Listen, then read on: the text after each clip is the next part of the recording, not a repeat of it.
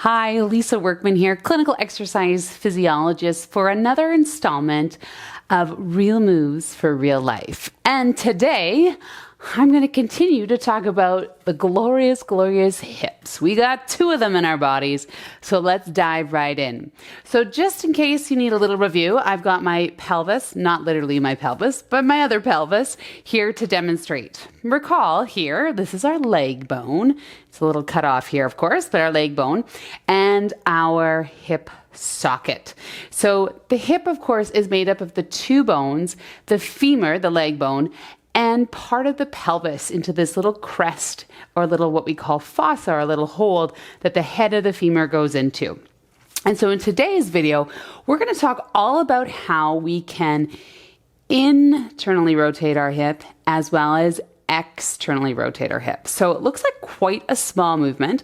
Let's get a little bit more of a close-up. So we're rotating in and rotating out, letting that ball of that head of the femur roll inside that fossa, maybe smoothly, maybe not. So for you today, you need to watch and see if you can figure out which of my hips in my body rolls a little bit funnier than the other. Let's see. I'll ask you at the end of the video and let's see if you can figure it out.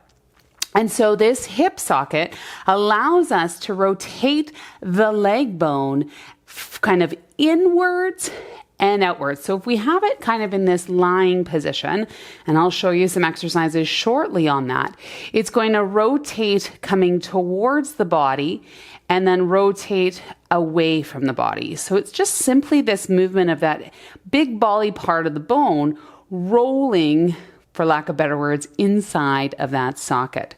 So today I'm going to show you some exercises, some movement patterns that are all about hip internal rotation and hip external rotation.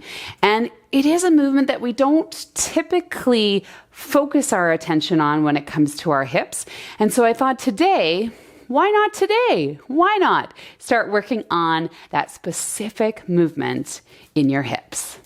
So we really do rarely think about the movement of internal and external rotation of our hips. It kind of just happens and we don't even think about it.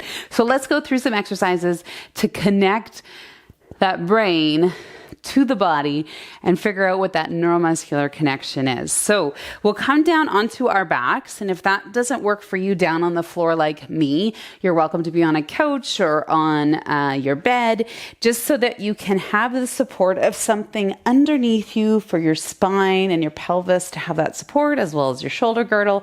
So you're in a position where you have that support.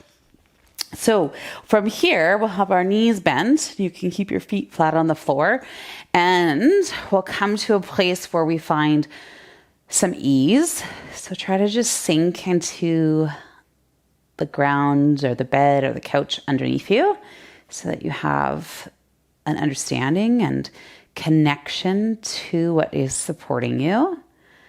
And we want to imagine that that pelvis is being held by that floor or whatever's underneath you, and so that we can tell our bodies that it's safe and it's easy to relax here as we sink into this lying position.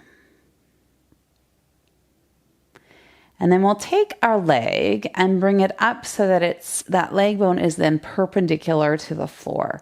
So go ahead and flex at the hip and bring that leg up and just allow the leg to sort of relax. So you don't have to do anything with your foot, just can be a gentle point. And just be aware of what happened. Did your pelvis shift when you did this?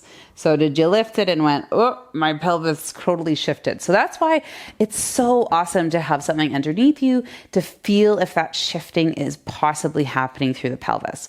So again, lift up, see where that pelvis falls and lands in space, and to see, can we have some ease here? And then from here, what you'd imagine from the knee all the way down to that hip socket is one solid line. And it really truly is. But if you can imagine there being sort of a long pipe, maybe a PVC pipe, or maybe you can imagine a really long straw, something that's fairly straight, that's not going to bend. So just imagine that rod coming right through that leg. And so what we're going to imagine is that we're taking that rod and we're going to rotate it one way, and then we're going to rotate it the other way. So thinking about that whole rod rotating around itself. So taking those hands maybe to the lower belly or to that hip crease, and we're going to try to rotate that rod one way and then rotate it the other. Now trying to keep the integrity here of that knee over that hip. So I'm not going to let the leg fall. And so when that starts to happen though, that tells me that I'm compensating, or I'm trying to use other muscles to do the job. So keeping that leg nice and straight with that rod, I'm going to rotate one way and then I'm going to rotate the other. And of course the shin bone and the ankle and the foot, they're going to come along for the ride, but they're really not doing anything at all. The movement is happening right in that hip, and you might start to feel that. It can be a bit of a sensation that you're not used to, particularly if you don't rotate your leg bone very often. So a little bit of rotation. Remember that ball and socket joint allows us to do this. This is totally normal to do this. Rotate, rotate, rotate. Good. And then come back down. So just take a moment to just feel maybe the difference between the side that you've worked and the side that you haven't. How does that feel? And then bringing the other leg up so it's perpendicular, imagining that rod running straight through that thigh. And we're going to open and rotate that one way and then the other. Rotate, rotate, keeping that pelvis soft and quiet as much as we can as we rotate that leg around.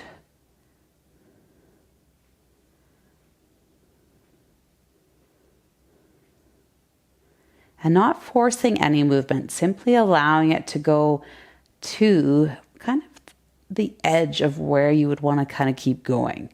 So see if you can slow it down and make it a little bit slower so you can get carried away. Getting carried away on my left leg here. Slowing it down. Allowing that action to happen. Good. And then take a little break. You might want to just rock from side to side for a moment. And then what we'll do is take our legs out away from us. So go ahead and straighten those legs out. And this is where a bit of the fun begins, if it hasn't begun already, is trying to figure out how we can rotate just those leg bones. Because the knees want to do the work, and the ankles want to do the work, and the toes want to do the work. So try your best to do this action. We're going to do it lying, and then we'll do it seated. So we'll take our heels and press them down into the ground, toes facing up. And then we're going to let those legs open. But again, the movement's coming from here, not way down there. So I'm opening up, I'm rotating that pipe, that straw, and then I'm going to internally rotate it. So turn it in, and see if those big toes come relatively close together. What you feel in this internal motion is maybe your low back expanding. Like there's a really big opening potentially through that low back. And then slowly opening up those legs again. And this action is going to take you a little bit more time to connect with. So don't get upset with yourself if you're like, I have no idea what she's talking about. It takes a little bit of time. So it might take you watching the video first and then playing with it after. So we're internally rotating in, and then I'm opening them up. And I find actually the lying position is a little bit trickier than the seated. So let's come to stillness, relax, come to that neutral position, that beginning position, and then we'll come up to a seated position. So in this seated position, what you might want handy is something to sit on. I'm going to take this towel and just sit up on it to give my hips a little bit of a lift. And then my legs will come out straight from me. So I'll sit on that towel a bit, and then I'll straighten my legs out. And I just want to sit on the edge of this blanket. So I'm just going to move back for a moment. There we go. So you can see my feet in the frame. So we'll sit up nice and tall as best you can. And this in and of itself is a challenge. So just have a moment and sit. Again, you can always go back to the first one where our whole body weight is supported by the floor, or the couch, or the bed. So thinking about that internal and external rotation, that rod is rotating in those hip sockets. You can place those hands on those hip sockets and our heels pressing into the ground. We're going to open and then we're going to close. Now, when we close, think about just dragging your heels slightly out and allowing that real big rotation of these legs to happen. So it's coming from this leg bone, open and close. And it might be possible, or it might feel better to take your legs a little bit wider. I just did that myself so that I can get this internal rotation. But of course, you're fine to keep those legs close together. Just a small motion, nothing big. Let those heels drag and rotate in. Open right from that hip, sitting tall. Good cue to remember, sit tall. Rotate. So play with this a little bit. Maybe even just trying one leg at a time. That's going to be a bit more basic than both at the same time. So that is internal and external rotation of those hip joints. Hopefully we've made brain to body connection so that you can become a little bit more aware of when that movement is happening in your body and how it all works for day-to-day life. Of course, this is real moves for real life. So what do you think about those exercises? They're a little bit different. That big leg bone moving in that hip socket can sometimes be a little clunky, maybe a little sticky. It's not necessarily a movement that we practice all that much or actually even think about it. So that's why I wanted to make sure that in this video, you got a chance to see some of those movement patterns, try it out in your own body and see really truly if you could get a little bit of movement in that hip socket coming towards the body and away from the body. Now, did you look at my body while I was doing those exercises and figure out what is kind of funky on Lisa's body? And if you noticed, it was my left hip. Years and years and years of using egg beater in the water, both for synchronized swimming and for water polo, and even today in the pool when I went for a swim. That left hip of mine loves being in the position of external hip rotation. So my hip will fall out to the side, even so much so that when I'm trying to go to sleep at night, some nights when I'm lying on my back, that left hip just kind of gradually falls over to the side. So I'm very hyper aware of that left hip socket and what it loves to do with external hip rotation. So I encourage you to try these movements, see how they feel in your body. Of course, we're never working in pain. You want to see sort of what sort of range do you have before things start to feel a little uncomfortable. Then you dial it back and you start over again.